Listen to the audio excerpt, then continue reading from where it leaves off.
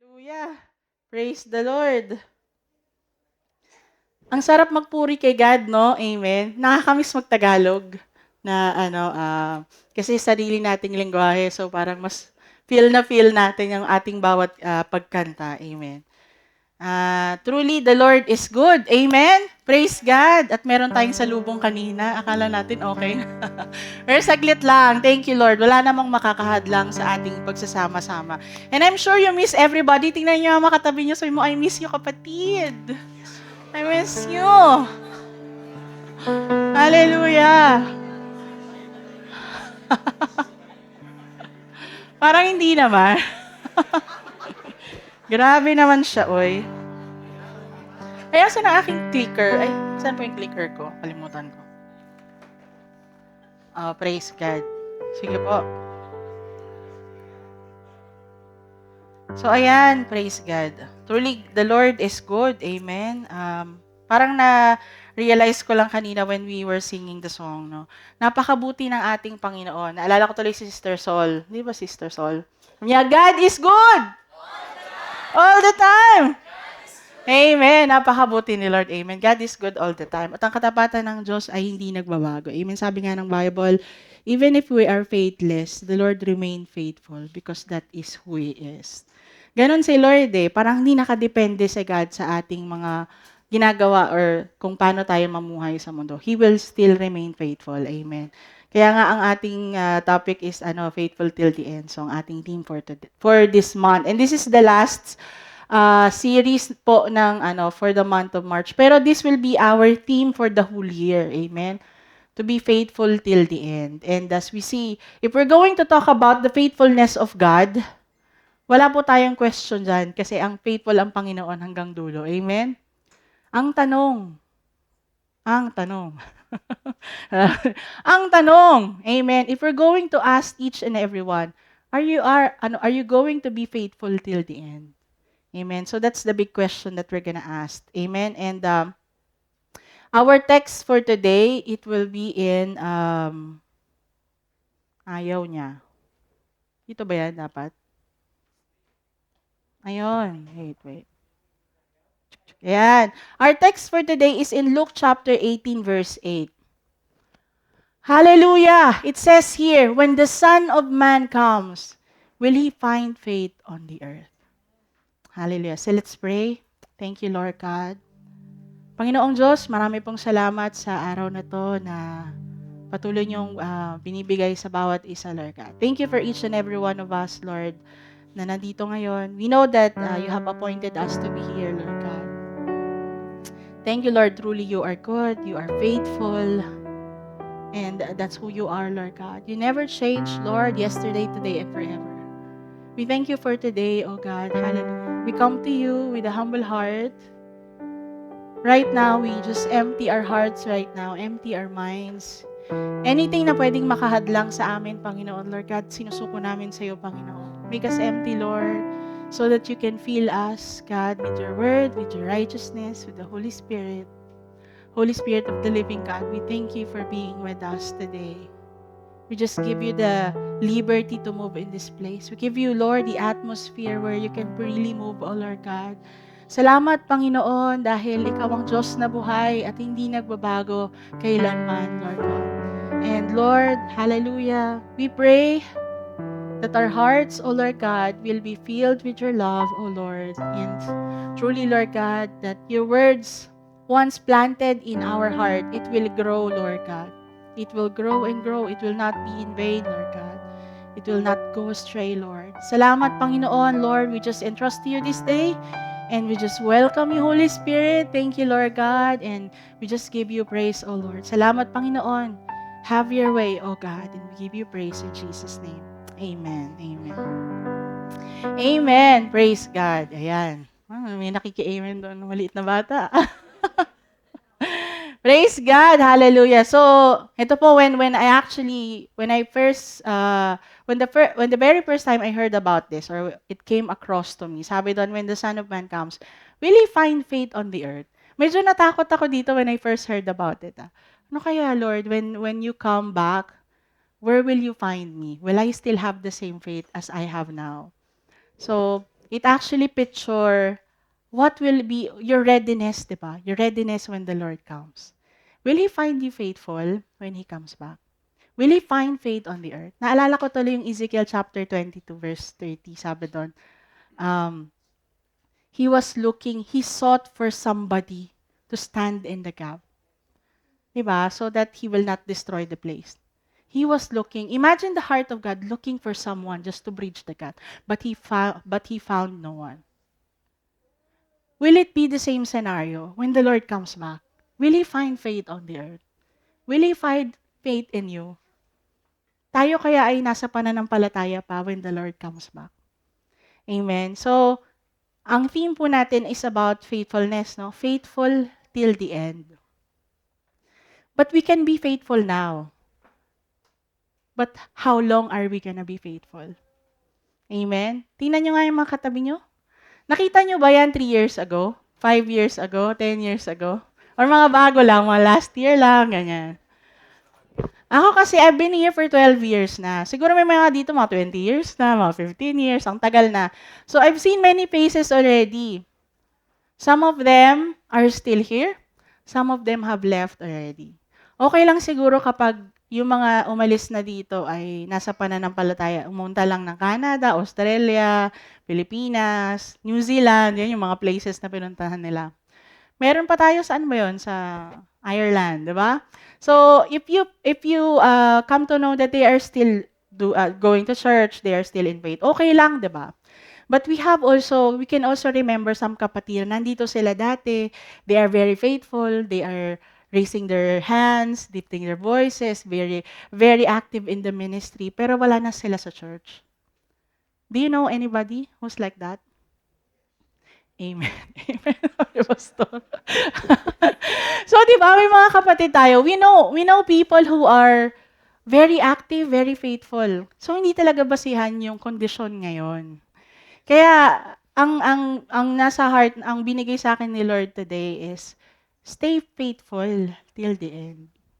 It's not just about being faithful today, but you have to remain faithful until the end. Pag sinabi mong till the end, when is the end? Di ba? Kasi if we're gonna talk about end times, this end time period has been talking about long years back, even decades ago. They were saying that it's last days. So today, ano na tayo? Last of the last days. Nasa break na tayo. So we are on the last days. But we still don't know. Amen? Sabi nga sa Matthew 24, verse 42 to 44. So if we're talking about last days, watch therefore, for you do not know what hour your Lord is coming. But know this, that if the master of the house had known that hour the thief would come, he would have watched and not allowed this house to be broken into. Therefore, you also be ready, for the Son of Man is coming at an hour you do not expect. Obviously, no? If you know that the thief will come, syempre magwa-watchful ka. You will not allow the thief to ransack your house.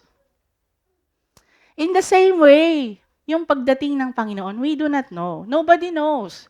Kaya nobody could predict. We can just know the season. Sabi kasi ng Panginoon, di ba?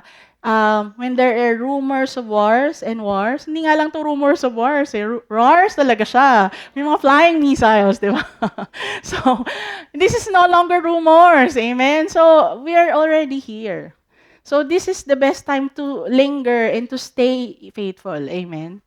So, yun nga, it's very convenient for us to know when is the end. It's very convenient for us to remain faithful pag alam natin yung ending. Alam natin hanggang kailan. Parang kapag may assignment tayo sa school, di ba? O you have 1 week to work on this. Ay, may 1 week pa. Tagal pa yan. Sa ano lang ako, sa dulo na lang ako. Di ba we like that? We like to cram eh. Even if we have teaching assignments, di ba?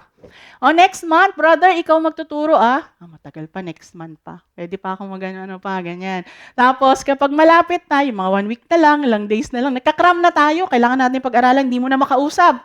Kasi kailangan niya na mag-aral. Sa music team, ganyan din. O, di ba? Guilty tayo dyan. Binigay ang line-up. Ang tagal, bago pa mag 1 week, 2 weeks pa lang, binigay na yung line-up, excited sa worship leader. Pero yung musicians, matagal pa naman yan. Papakinggan ko na lang yan later.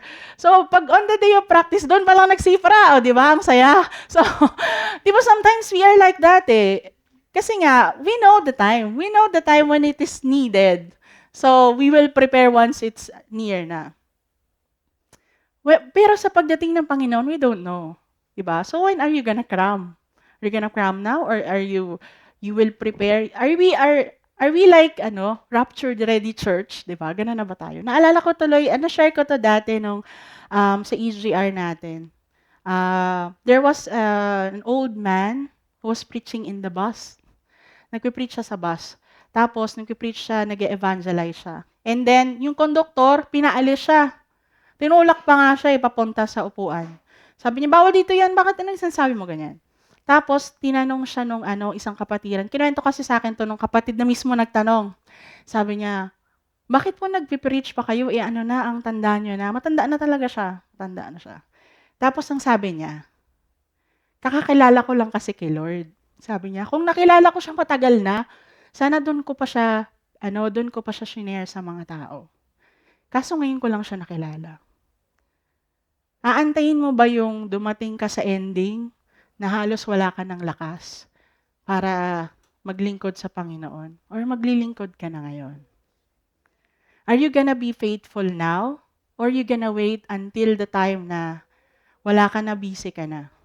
Especially for singles, you have all the strength, you have all the time. I'm telling you, once you have kids, sobrang divided na ang oras nyo. Ang hirap ng yung oras so precious. Ang oras natin talaga is precious. And you will really say na struggle is real kapag may mga kids na. So, hanggat meron kang lakas, while you have opportunity, while you have the strength, while you have the ability and the time, serve the Lord now. Amen? At hindi lang to basta magsuserve ka lang. You have to be faithful. Faithful in what you do and you have to stay faithful. Amen? Hallelujah. Staying faithful is staying strong in standing. Amen? When I was watching some series of preachings, I came across isang story siya na, ito true to life to. There was a hurricane in Texas. It was Gilchrist, Texas in 2008.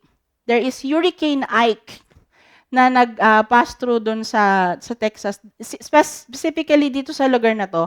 Small community siya, beach house or beach place, ganyan. There were 200 houses on that place. Doon sa 200 houses na yon, 199 na wiped out. It was totally wiped out. There was only one house that remained standing. So, ito yung lugar na yon. Nakita niyo yung nakaturo na yun. Yun lang natira. Tapos, maraming community yan. 200 houses yan. Siguro hanggang dun sa dulo. Yan lang kasi ang napicturean nung parang sa Google Earth ata yan. If you look at the second picture, ganyan na lang nangyari. Imagine what happened. Totally ransack. Parang walang community dyan before. There was only one house that remained standing. Grabe, no? Tapos, naging big news to sa Texas, so the owner of the house were interviewed. Sabi nila, what happened? So, how come your house remained standing, was still standing? Tapos ang sabi nila, there was a hurricane that came to that to their place also in 2005. That was Hurricane Rita. At na-devastate din yung house nila. They lost their house because of that. So what they did, they called for the master builder para i-reconstruct or i-reinforce yung house nila. They spent like $300,000 just to build the house that can withstand any kind of hurricane or storms. Tapos, nung dumating siya nung 2008, yung Hurricane Ike, silang yun lang yung natira. Amen? Galing, no? So it also pictures, it can be mirrored in our lives. Amen. We face many trials. We face many circumstances in our lives. Struggles. But will you remain standing? Will you remain faithful? Will you stay once it comes? Di ba parang yung sinasabi ng Biblia na nagtanim, di ba, sa different soils? Are you like a person who was planted in the good ground that will remain standing? Or parang doon lang sa batuhan. Kapag may mainit na araw, those are like a picture of struggles and problems in our lives. Wala kasing malalim na roots, kaya nawala siya agad. So this is a challenge for each and every one of us.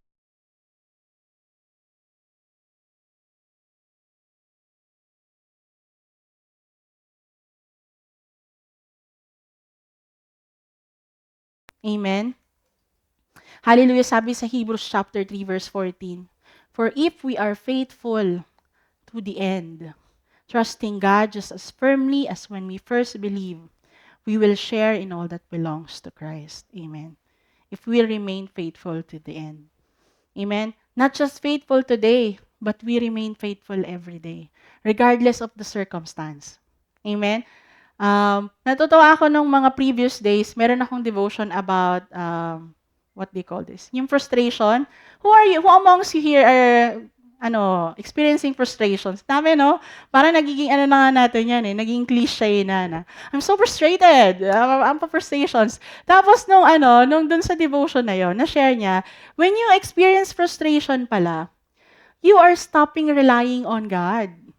You will experience frustrations once you stop relying on the Lord. So when you are in total reliance with God and dependence on God, you will never get frustrated. Even in our ministry. Amen? Even in whatever situation we are, we will not get tired, we will not burn out once our dependence is on God. Amen? But you will get tired once we put that trust to ourselves.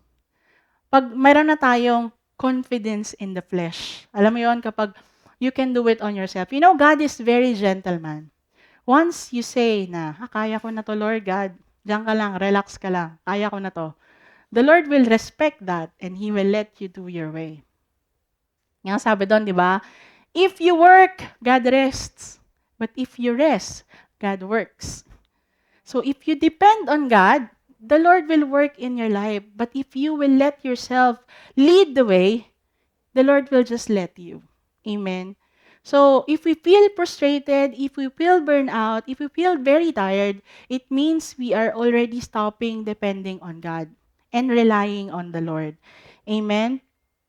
Hallelujah. Kaya sa book of John, si John, he has letters for us today. Actually, the message for today is very simple. Amen. Stay. Yun lang. Wala kayong ibang tatandaan. Walang 1, 2, 3, 4, 5. Just stay. Amen. Stay faithful. Hallelujah. Thank you, Lord. In 1 John chapter 2, dito dinescribe po mga kapatid ni John ang ating mga spiritual stages. Amen. Whatever stages we are Christians we are called by God in different dispensation. Some of us are here for 20 years. Sino dito mga 10 years and above, Christians 10 years and above? Nakakilala kay Lord. Marami, no? Mga 20 years and above. O sige, 20 years and above. Yan, sobrang tagal na yan. Mga bata pa lang, Christian na. Nung pinanganak ako, Christian na ako. Yung mga ganun. Ay, grabe ka. So, di ba? For 20 years, 10 years and above. Ba't nahiya kayo? O sige, mga bata pa kayo talaga? 5 years and above. Ayan. Kakakilala nyo lang ba? O sige, mga 1 year, more than 1 year na nakakilala kay Lord. 1 year to 5 years. Mahihiyain kayo talaga? O sige, yaman na nga. Ulit. So, ang gusto ko lang sabihin is, we were called by God in different times. Kaya nga, tinanong ko sa inyo, nakita nyo na ba sila 5 years ago? Or 3 years ago? Or 10 years ago? Kasi some of them are new faces, no? Mga bago. Mga babies. So, ito ang letters po para sa ating lahat. Still on the what do you call that? In the premise of staying faithful. Amen. Sabi po dito in 1 John 2, I write to you fathers, who are the fathers here, because you have known Him who is from the beginning. I write to you young men, because you have overcome the wicked one. I write to you little children, because you have known the Father. I have written to you fathers, because you have known Him who is from the beginning. I have written to you young men, because you are strong and the word of God abides in you. And you have overcome the wicked one. I write to you little children, because you have known the Father. And in verse 28, and now little children abide in Him, that when He appears, we may have confidence and not be ashamed before Him at His coming. O see? We're still waiting for the coming of the Lord. Being faithful, staying faithful from today until the Lord comes. Amen. So let us be guided dun sa letters nito ni Paul, ni John, for each and every one of us according to our stages. Amen. Anong stage kaya ako? Ayan. Praise God. Ng ating spirituality. There are three stages here na binanggit. Fathers, young men, little children. Amen. So little children, we can say that dun muna tayo sa kabila. So little children, we can say that these are the new believers, no? Mga infants to, yung mga baby. Sino mga baby dito? Mga baby pa, ayan, mga baby. Mga baby face. Pero ito, mind you, church. Nabanggit to dati no, sa Bible study namin. Merong mga 20 years ng Kristiyano, 10 years na pero baby Christian pa. Naririnig niyo ba yan? Mga baby Christian pa, kailangan pa ng milk, di ba? Mga tampuhin pa. Mga new believers. So technically, itong mga little children na to, mga new believers to. So mga hindi pa talaga, they're just started. Let's say, ito rin i-apply din natin to sa ating mga sarili. Pag binigyan ng vision ni Lord at nag-start up ka pa lang, they're considered as little children. Ito para rin to sa'yo. At sa mga may ministries, kabibigay lang ng ministry ni Lord sa'yo. And you're just starting. This is for you also. So, this is a new start for little children. Now, there is also young men. These are growing believers. So, may mga stages yan. Once you pass through little children, you go to young men. And go to the Father. Father is mature believers. Now, let's see and let's hear from the text that we have read a while ago. Let's scrutinize, no? Tingnan natin, ano bang stage ako? And what you should do to stay faithful till the end. Amen? Okay. Let's look at little children. Amen? Sa mga little children, okay, if you consider yourself as infants in the Lord, amen, I write to you, little children, because you have known the Father. Okay. You have known the Father. You know, sa mga bata, sa mga infants, ang una nilang kailangan makilala, yung parents nila. Diba? Kaya nga dapat daw sa mga baby, ang una dapat nila malabas sa kanilang bibig, mama, papa, mommy, daddy. Kasi they need to know who are their fathers. For us, little children, you need to know your father. You need to know who your daddy is. Kaya nga, this is the time that you will be nurtured all the time. If you have opportunity, go lang. Kaya nga minsan kapag may nagpapaalam sa akin, pwede ba ako umattend sa VS nila? Go! If you have opportunity to hear the Word of God and study the Word of God, go! Hindi tayo nagpapaligsahan ng Bible study dito. Ay, mas marami silang member kami dito. Dito lang tayo lang dito. Ganyan. Hindi ganun. If you have time and opportunity, you attend other Bible study. That's no problem. We are on the same church naman. So, ang ibig sabihin dito, if you have opportunity to hear the Word of God, to listen to the Word of God, to be nurtured, this is your time. And if you are in that stage, stay faithful. Amen? Kaya nga yung mga baby, hindi agad yan pinababayaan, di ba? Pinaglalakad mag-isa. Hindi. Binabantayan yan kasi they have to remain baby. They have to remain baby. And it's for us, for a time, Hindi for 20 years. So, for a time, you have to know your Father. The main essence here is, you have to know who your Father is. You have to know who your God is. It's not just about knowing your brethren, knowing your pastor, but knowing the Lord Jesus Christ. Kaya we are always encouraging, especially our pastors, when we come together, let's talk about God. Let's not talk about our brethren. Mas kilala mo pa yung brethren mo kaysa kay God, di ba? So, when you come together, let's make this an opportunity na makilala pa si God. Di ba, sometimes you don't have to open your Bible, Di ba, we should be a living epistle? Di ba, your life transcends. Parang your life reflects the life of Jesus Christ. By knowing you, na-encourage ako, brother, kasi nakikita ko si Lord sa'yo. Di ba? You don't have to be yung super spiritual na every time you go, you have your Bible. Let's open our Bible, lahat tayo. Parang naging Bible study every time. But you know what? If you come together and just be yourself, if di ba sabi nga nila, kung ano ang nasa puso natin, yun yung lalabas sa bibig natin. Kung ang puso natin ay ang Panginoon, laging lalabas yun sa bibig natin.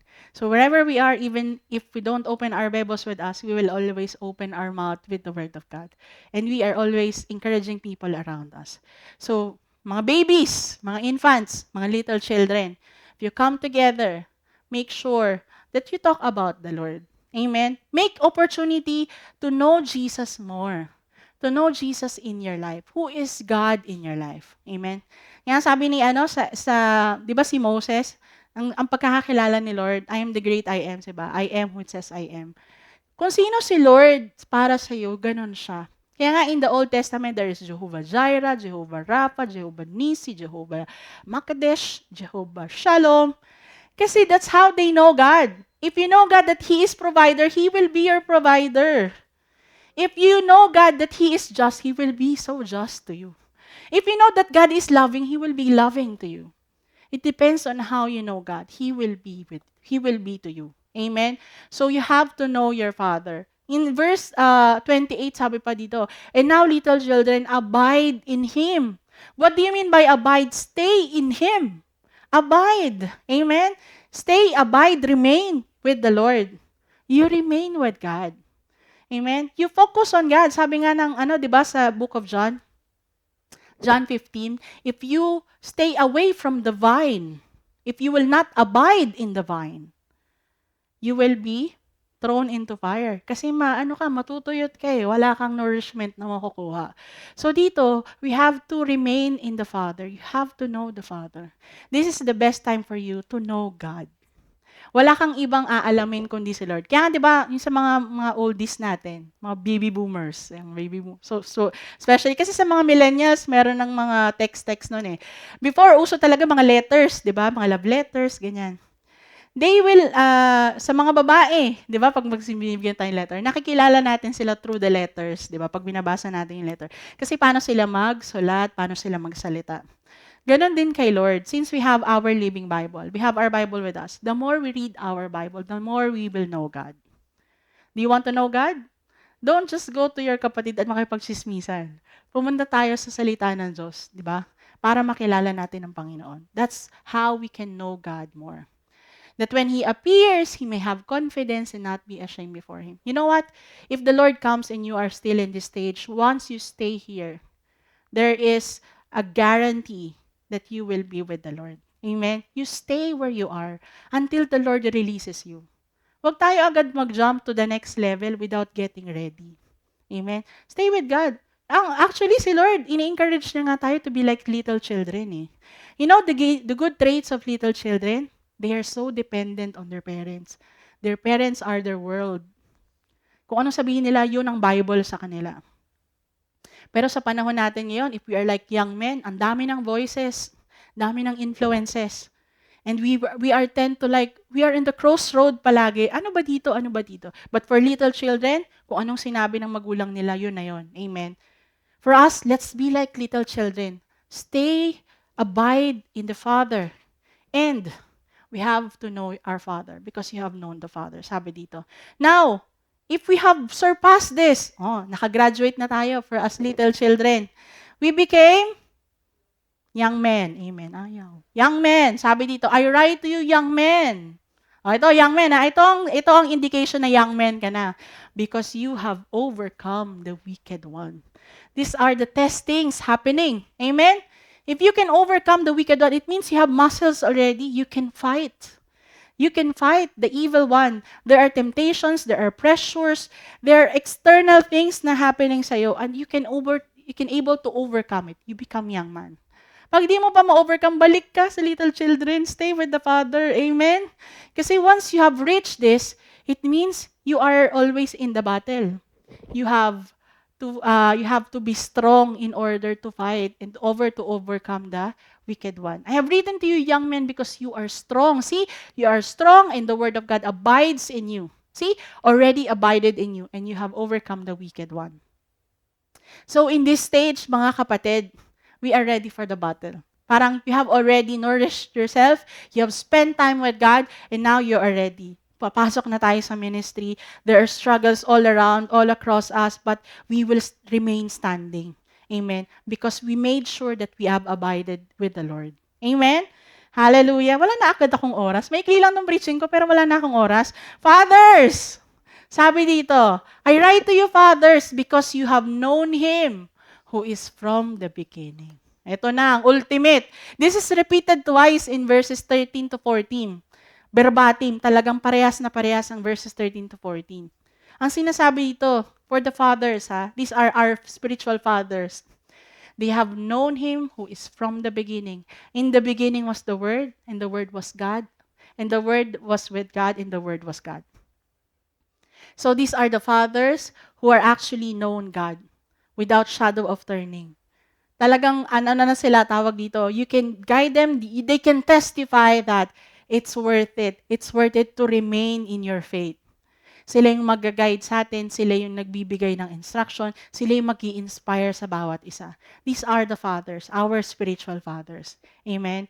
And we want to reach that point, right? Amen? That's why we have to abide when we are in the infancy stage until we reach our young men stage, until we reach this stage where our fathers na tayo.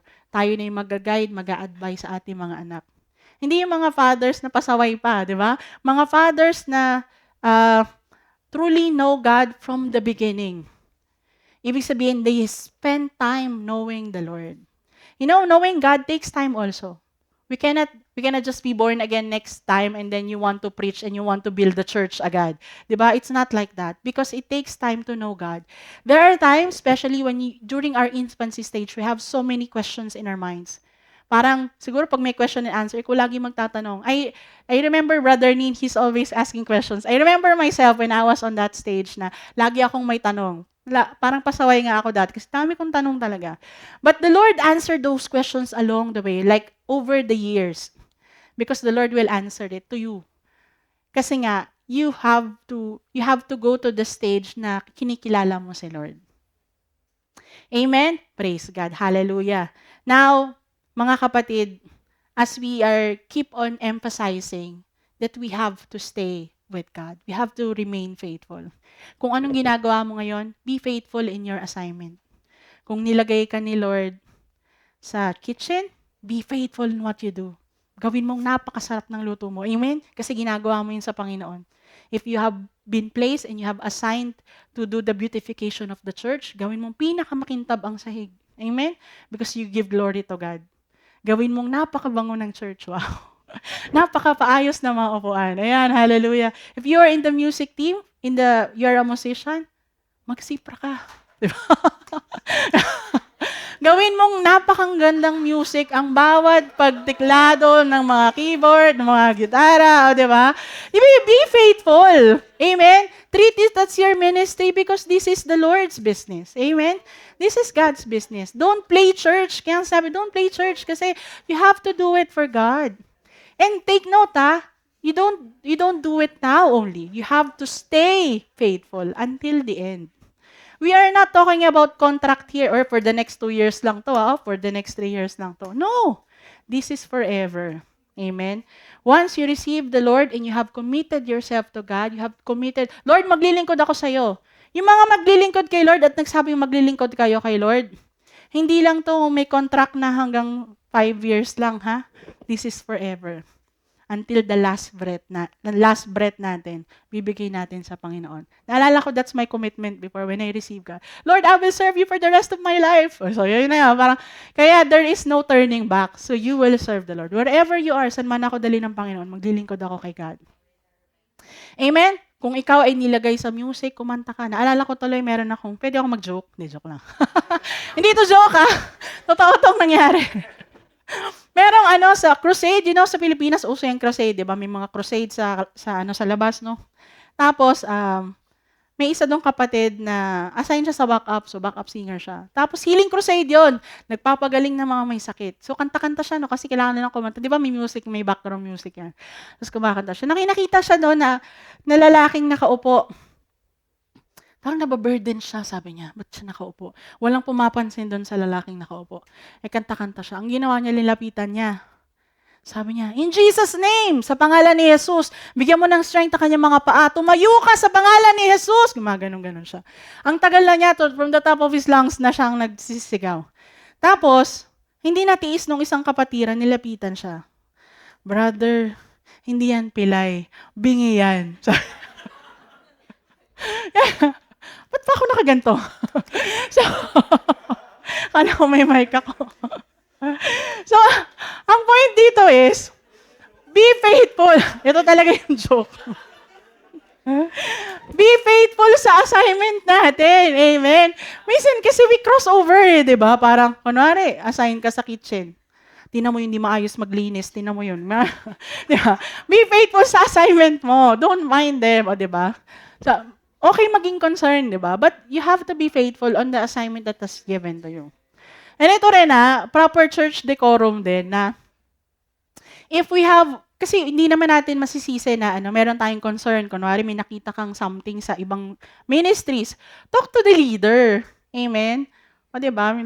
Tingnan mo to, sila. Tingnan mo to, mga ganyan. Minsan kasi doon nag-start So, let's be disciplined also. This is part of our faithfulness. Kasi, remember, we are doing these things for the Lord. We are faithful in our ministry for God. So, you're not doing it for your kapatiran. You're doing it for the Lord. Amen? Amen. So, let's be faithful on whatever assignment the Lord has given us. Amen? Nawala. Dahil sa mic. Sige, next slide na tayo. Hindi ko na siya makontrol. Hallelujah. Sabi dito, I am the vine, you are the branches. If you remain in me, and I in you, you will bear much fruit. Apart from me, you can do nothing. If you not remain in me, you are like a branch that is thrown away and withers. Such branches are picked up, thrown into fire, and burned. Amen. Remember this, mga kapatid. If you feel that your ministry or your serving in the Lord is not getting fruitful, you have to go back to the basic. Naisip ko nga, Lord, bakit ang basic nitong topic na to, God? Pero the Lord is reminding me, we have to go back to the basic. Amen. Siguro it's about time. We're studying Book of Revelation sa Eagles, and Pastor Francis mentioned about the Church of Laodicea and the lukewarm church. You know, lukewarm church? They just go to church. They're not on fire. They are not hot. They are not cold. They go to church. They go to Bible study. Pero hindi sila on fire. Kaya parang nag-feel na pampadami. Amen, ganyan. Diba? Pero they are not on fire. The Lord doesn't want that. Sabi ni Bible, the Lord will spit them out of their mouth. Kasi nga, they are lukewarm. You have to know your stand. Sunod ka ba kay Lord o hindi? Are you gonna be faithful or not? Mamili ka. So if you want to serve the Lord, you want to follow God, itodo mo na. Ibigay mo na lahat ng pwede mong maibigay. Itodo na natin ang paglilingkod sa Panginoon. Let us be hot for the Lord. Do not just go to church casually. Wala akong magawa today, punta mo na akong church. Ganyan. Don't go to church casually. If you come here, make sure that your presence, your mind is focused in God. Sometimes we go to church, nagsiselfone, nagpe-Facebook. Kuwari nakikinig, pero nagpe-Facebook, ganyan. Diba? Lalo na pag online, diba? We don't know. Mga nakapatay ang camera niyan. Hindi mo alam ang ginagawa niya. At least may attendance sila, diba? Katulad niya. Diba?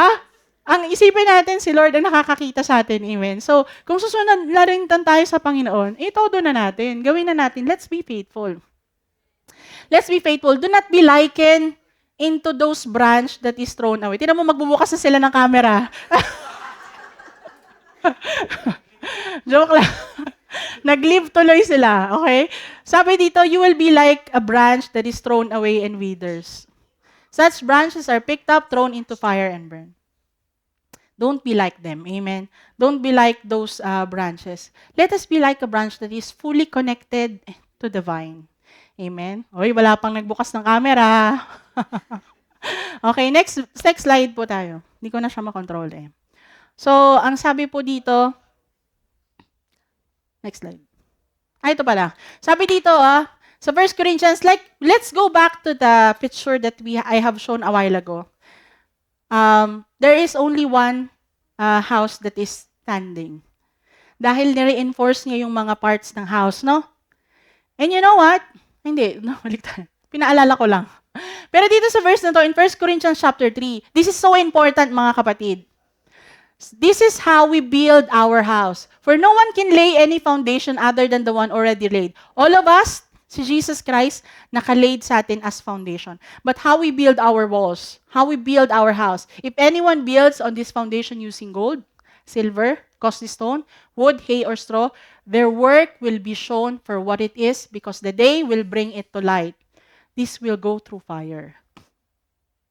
Lahat ng ginagawa natin dito sa mundo, ang paglilingkod natin sa Panginoon. Anong klaseng paglilingkod yan? Are you faithful on what you are doing? Sabi dito, it will be revealed with fire and the fire will test the quality of each person's work. So how did you serve God while you are on earth? Are you faithful in what you are doing? Or pampalipas oras lang ang pagpunta mo dito? Or pampadami lang? Or para lang makita ka ni kapatid na sinusunod mo yung pinapagawa niya? This is our commitment to God. Make sure, kung maglilingkod lang din tayo sa Panginoon, gawin na nating tapat. Amen? Let it be like precious stones, a gold or silver, para pag dumating sa apoy, hindi yun matutunaw, hindi masusunog. Amen? If what has been built survives, the builder will receive a reward. In our BS also, we talked about rewards. Kasi that is our second judgment. Once we pass this life on earth, our work will be judged according to what we have done on earth. Amen? Kung paano tayo nagtrabaho dito. Hindi naman pwede yung attendee lang, tapos yung isa nagpagala sa kingdom of God. Pareha sila ng reward sa heaven. It doesn't work like that.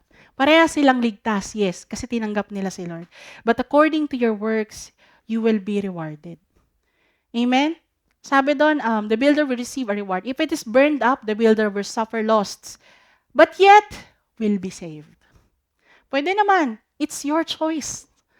Kung ikaw ay tumanggap sa Panginoon, gusto mo lang mag-relax lang, chill lang, it's your choice. You will be saved. But you will just feel like you suffer loss. Even though only as one escaping through the flames, na parang dumaan lang sa apoy. Mga kapatid, this is a challenge to each and every one of us, especially in this period. We know what's happening around us. Amen. We know that the end is very near. Amen. This is not the time for us to be so relaxed. This is not the time for us to be chill lang. This is the time for us to really work. Amen. To make sure that what we do is according to what God wants you to do. Kaya dapat alamin natin, Lord, ano bang assignment mo sa akin? Saan mo ba ako dinadala? Paano mo ba ako magagamit sa kaharian mo? That's always be our question palagi. Don't accept and don't just be contented na uma-attend ka lang. Mga kapatid, this is for everybody. Always ask God, Lord, saan mo ako gagamitin? Saan mo ako gagamitin? Ano ba yung gifts na binigay ni God sa'yo? Let your gifts be used by the Lord. Amen? Ask yourself this. Ano ba ang pinapagawa sa'yo ng Panginoon? Then start doing it and be faithful by all means. Amen? Hallelujah. In conclusion, we'll go back to this, but the one who remains faithful to the end will be saved. This is similar to what Pastor Leo preached last week. Sinasabi doon na if you endure until the end, you will be saved. You remain faithful. Diba sabi ng Bible, sa next verse natin, when the Son of Man comes, will He find faith on the earth? Makikita kaya niya tayo? Makikita kanya kaya na may pananampalataya? Despite all what's happening around us, despite all the pressures, despite all the struggles, will He still find you faithful? And here, when Jesus returns, will He find you faithful? Will you stay faithful until the end? This is a question for everybody. And I pray that you answer this to the Lord. Amen. And I love the verses in Book of Psalms. Lord, I will bless you. I will bless you. Bless the Lord, O my soul, and all that is within me. Bless His holy name. Bless the Lord, O my soul, and forget not all His benefits.